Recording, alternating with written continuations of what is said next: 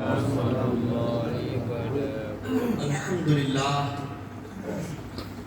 العلی الاکبر والصلاة والسلام علی سید البشر شفیع الامم فی یوم المحشر وعلی آلہ واصحابہ السروج الغرر اما بعد فقد قال اللہ تعالی فی القرآن المجید والفرقان الحمید الا ان اولیاء اللہ لا خوف علیہم ولا هم يحزنون سبحان ربك رب العزة عما يصفون وسلام على المرسلين والحمد لله رب العالمين. سب سے پہلے ہم اور آپ مل کر اپنے آقا و مولا حضور النور شفیع یوم النشور سرور دو جہاں مالک کون و مقام سید عرب و عجم شاہ امم صلی اللہ تعالی علیہ وسلم کی مقدس بارگاہ میں درود و سلام کا ہدیہ اور نذرانہ پیش کریں. پڑھیے بآواز بلند اللہم صلی علی سیدنا و مولانا محمد وعلی آلہ و اصحابہ وبارک وسلم. صلاۃ و سلام علیک یا رسول اللہ صلی اللہ تعالی علیہ وسلم. عزیزان گرامی وقار، اہل ایمان، سنی، جنتی مسلمان، ہم سب کی خوش نصیبی و سعادت مندی ہے کہ ہم اپنی زندگی کا ایک خوشگوار اور خوبصورت لمحہ عرس غریب نواز رضی اللہ تعالی عنہ کی شکل میں منانے جا رہے ہیں.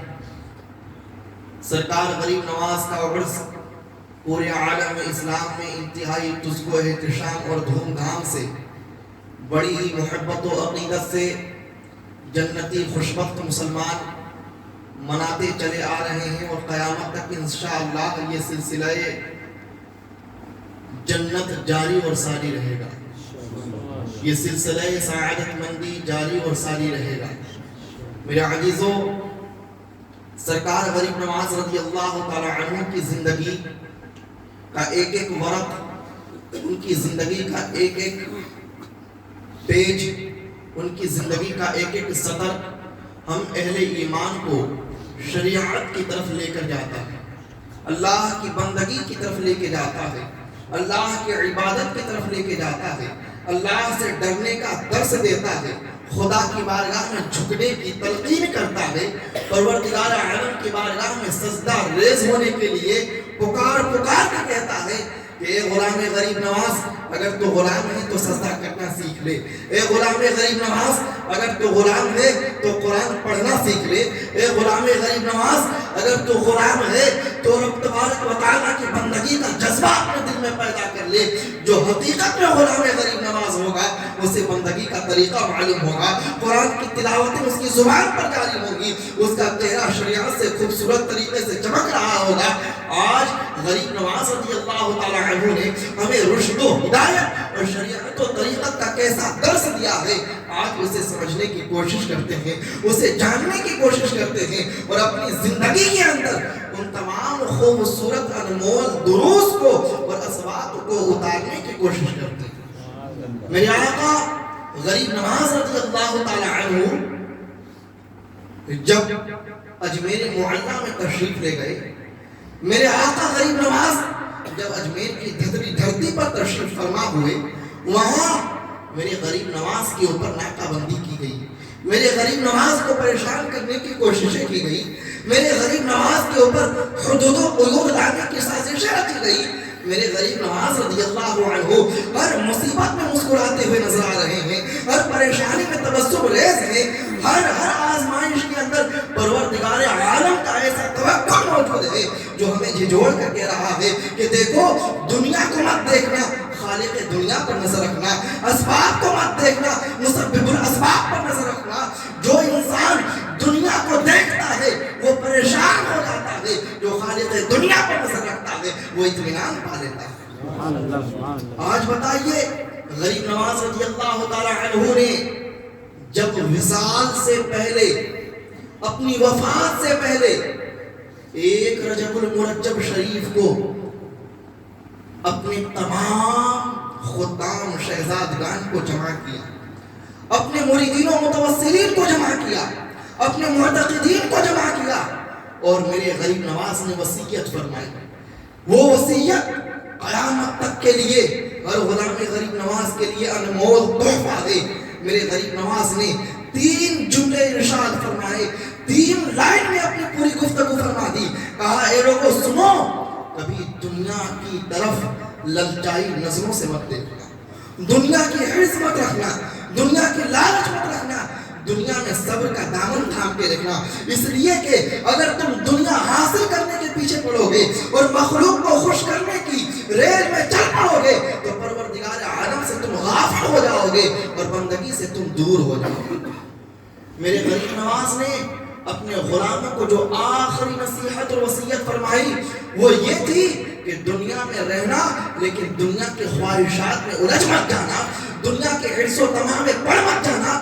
دنیا کمانا لیکن دنیا کمانا ہو رب کی رضا کے لیے، دنیا حاصل کرنا ہو خدا کو خوش کرنے کے لیے، اپنی ضروریات پوری کرنے کے لیے، اپنے حقوق کی ادائیگی کے لیے. تم دنیا ہی کو سب کچھ مت سمجھ لینا، اس لیے کہ جب تم دنیا کو سب کچھ سمجھ جاؤ گے تو ایسی صورت میں خدا سے دور ہو جاؤ گے. یہ میرے غریب نواز نے فرمایا. اور میں آپ کو غریب نواز کی زندگی کا ایک مشہور واقعہ آپ کے ذہنوں میں اتارنا چاہتا ہوں. جوگی جیپال اپنے وقت کا مشہور جادوگر جس کے جادو کا تنتنا اور ولولہ پورے ہندوستان پیمانے پر ہے، وہ آتا ہے غریب نواز رضی اللہ تبارک و تعالیٰ سے ٹکرانے کی کوشش کرتا ہے. غریب نواز کے اوپر اپنے جادو کے تمام اقسام ٹرائی کر کے دیکھ لیتا ہے لیکن ناکام ہو جاتا ہے.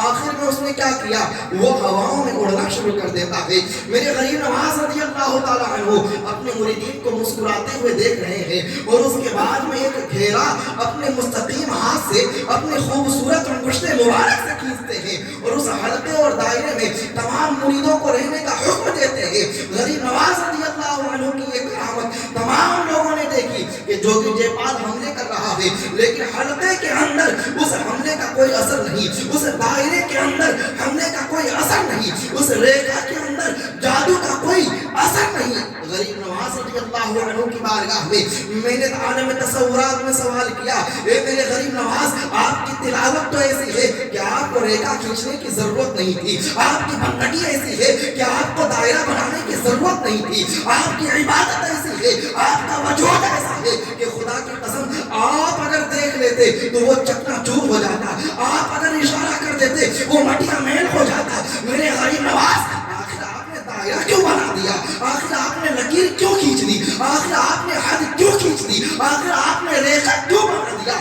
جب میں نے عالم تصورات میں اپنے غریب نواز کو یاد کیا، میرے غریب نواز عالم روحانیت سے جواب دیتے نظر آ رہے ہیں. احسان ہاشمی سن، ریکھا میں نے اپنے لیے نہیں کھینچا تھا، اپنے مریدوں کے لیے کھینچا تھا، اپنے لیے نہیں کھینچا تھا، اپنے غلاموں کی تسکین کے لیے کھینچا تھا اور یہ بتانے کے لیے کھینچا تھا کہ سنو جو قیامت تک میرے کھینچے ہوئے لکیر پر چلے گا وہ جادو سے محفوظ رہے گا، جو میرے کھینچے ہوئے لکیر پر چلے گا وہ پریشانیوں سے محفوظ رہے گا.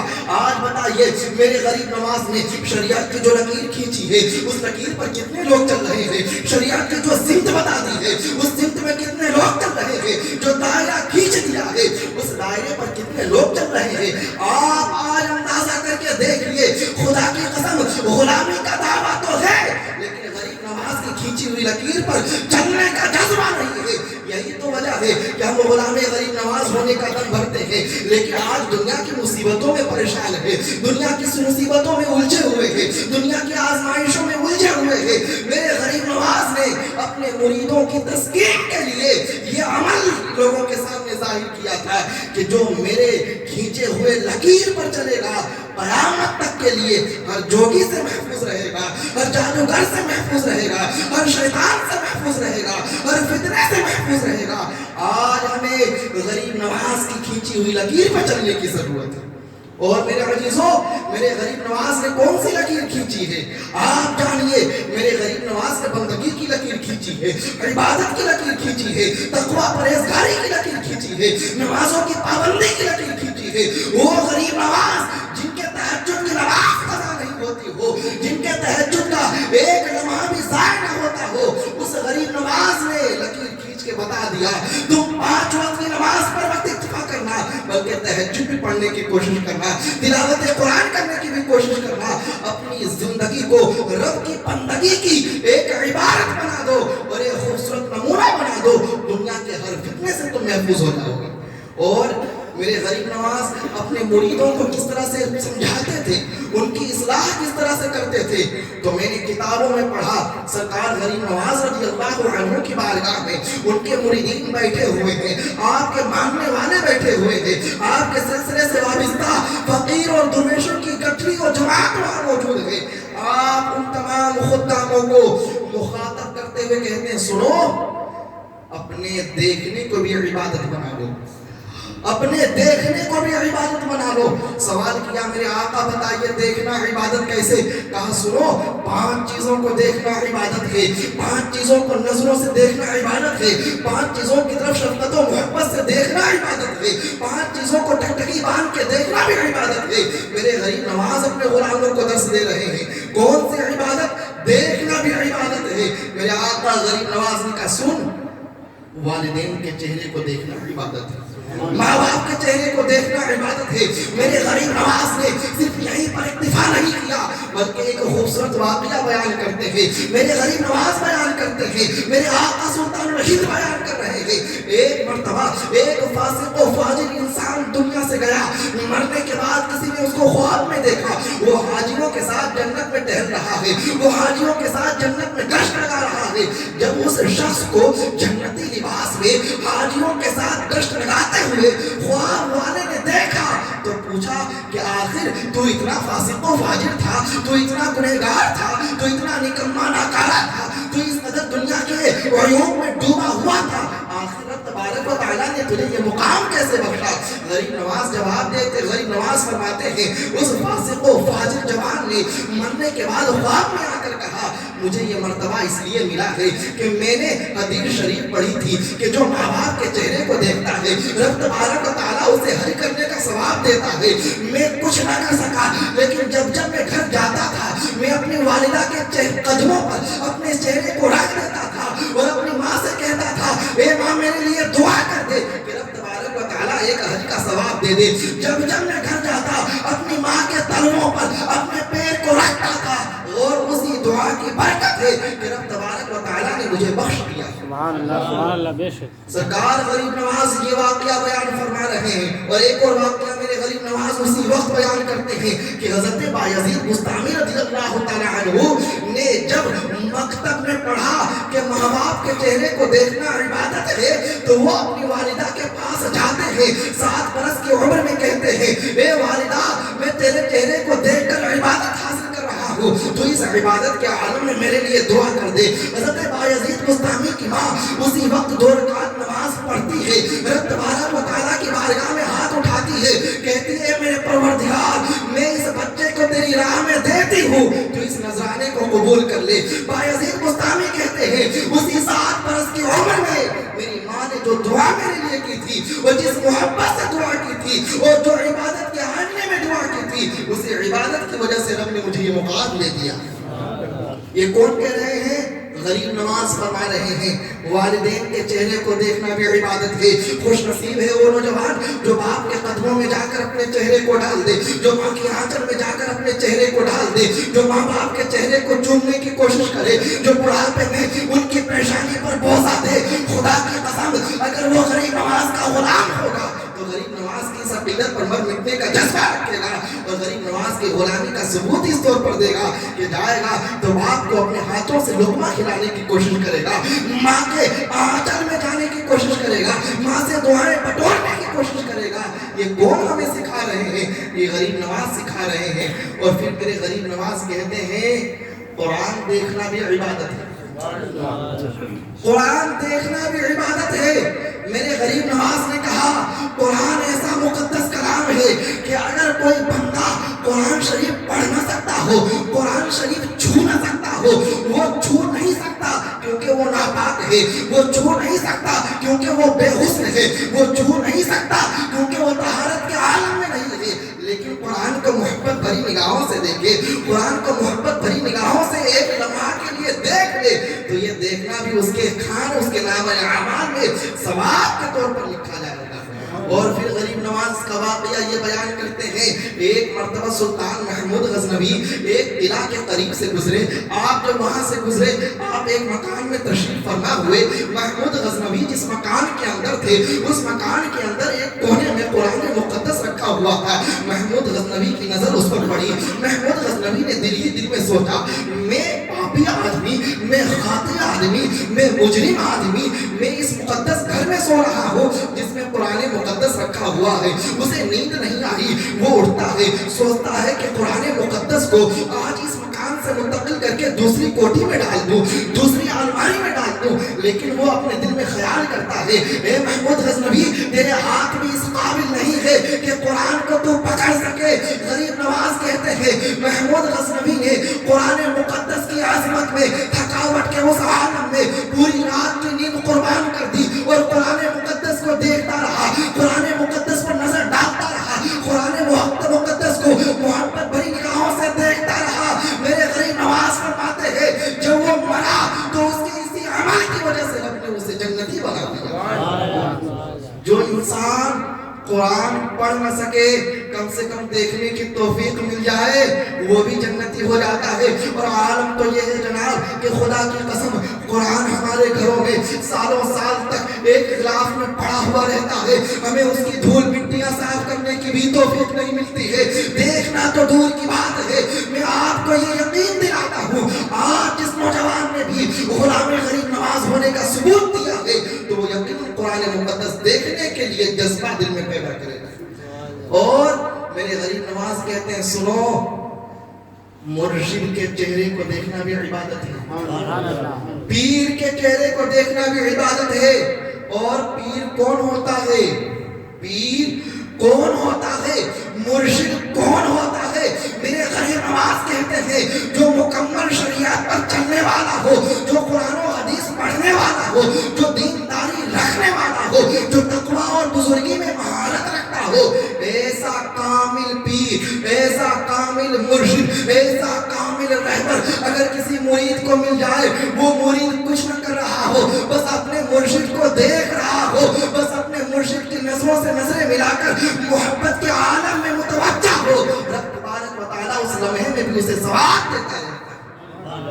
میرے غریب نواز کہتے ہیں یہ ثواب میں نے خوب کمایا ہے، 20 برس تک میں نے اپنے مرشد کے چہرے کو دیکھا ہے، ان کی نورانیت کو دیکھا ہے، ان کے جلوے کو دیکھا ہے، ان کے سونے کو دیکھا ہے، ان کی بیداری کو دیکھا ہے، ان کے اٹھنے کو دیکھا ہے۔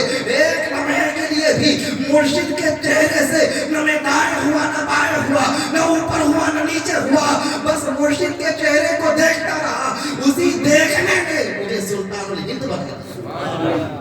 یہ کون کہہ رہے ہیں جناب؟ غریب نواز کے 3 چیز، مرشد کو دیکھنا بھی عبادت، چوتھی چیز میرے غریب نواز ارشاد فرماتے ہیں خانہ کعبہ کو دیکھنا بھی عبادت، خانہ کعبہ کو دیکھنا بھی عبادت۔ اگر کوئی شخص مکہ المکرمہ جائے اور مکہ میں جانے کے بعد وہ اگر کچھ نہ کر رہا ہو، بس خانہ کعبہ کو محبت بھری نگاہوں سے دیکھ رہا ہو، دیکھنے پر بھی اسے ثواب ملے گا۔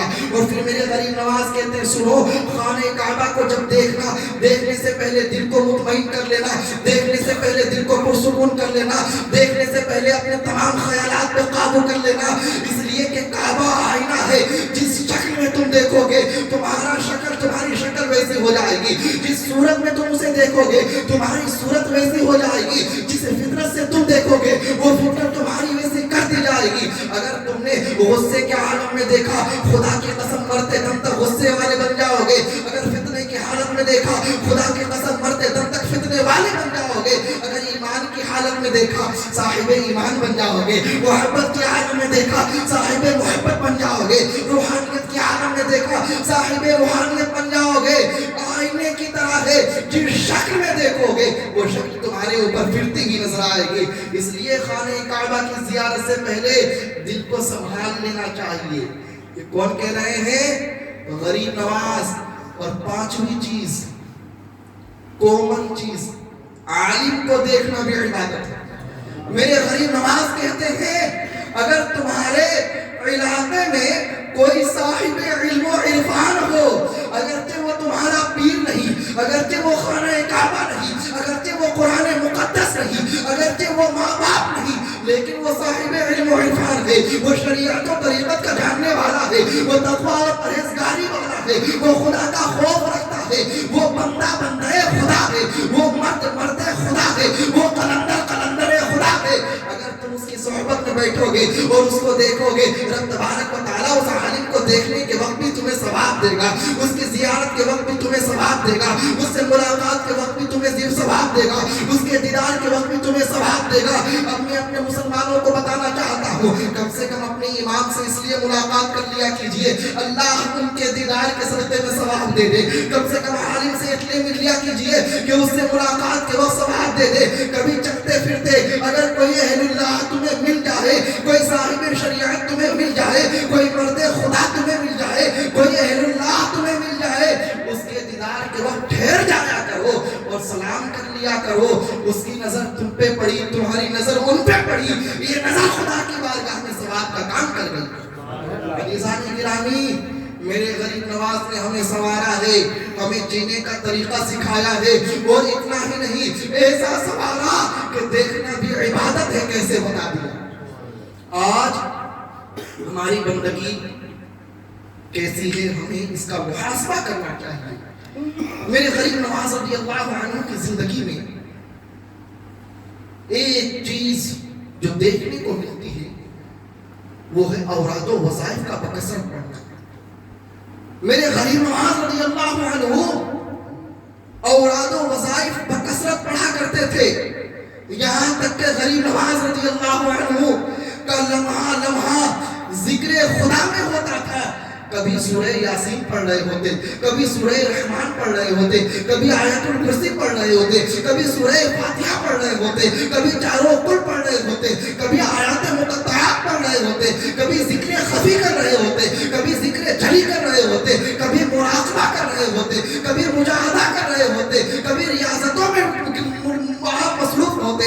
یہاں تک کہ جب غریب نواز رضی اللہ تعالیٰ عنہ کا آخری وقت آیا اور آپ کو یقین ہو گیا کہ اب خدا سے ملنے کی گھڑی آ گئی، میرے غریب نواز پوری دنیا سے اپنے دماغ کو ہٹا کر، اپنے توجہات کو بے ختم کر کے اپنے غرفہ میں، اپنے حجرہ میں جاتے ہیں، دروازہ اندر سے لگاتے ہیں، اور پھر میرے غریب نواز عشاء کی نماز کے بعد میں پوری رات خدا کا ذکر کرتے ہیں، خدا کی بندگی کرتے ہیں۔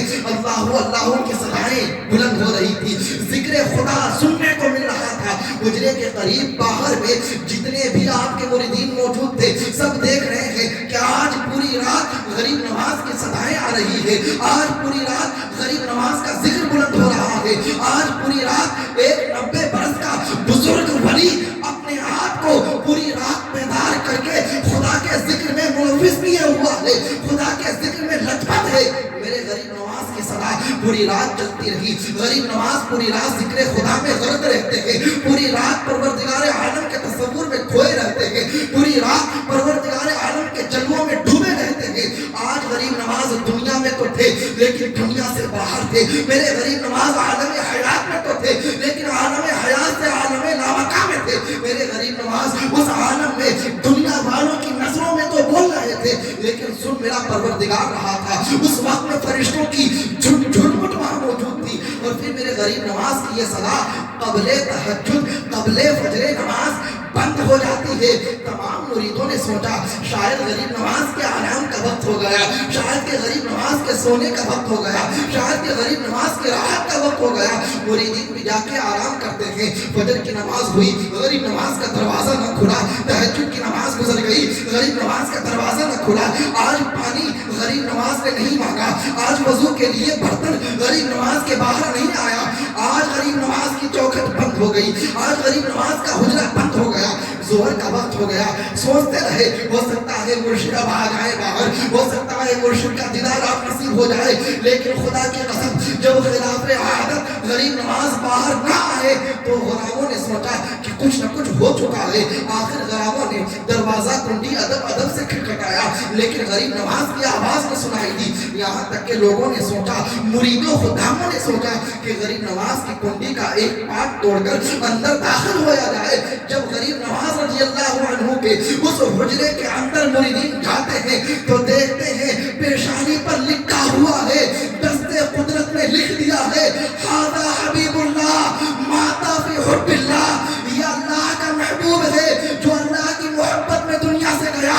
میرے غریب نواز نے جاتے جاتے یہ درس دے دیا کہ لوگوں سنو، جب مرنا خدا کی محبت میں ہوتا ہے تو حبیب اللہ ہوتا ہے۔ سبحان اللہ بے شک۔ میرے غریب نواز نے ہمیں مرنے کا ہنر بھی دے دیا، وہ ہرے غریب نواز جینے کا دستور سکھا گئے، مرنے کا سلیقہ بتا گئے، ہمیں پورا شعور بندگی دے کے چلے گئے۔ جینا ہو تو ذکر خدا سے اور مرنا ہو تو محبت خدا میں، یہی غریب نواز کی سیرت طیبہ ہے۔ رب تبارک و تعالی ہمیں غریب نواز کا سچا پکا غلام بنائے۔ وما علینا الا البلاغ المبین۔ السلام علیکم ورحمۃ اللہ۔ اور ایک ضروری اعلان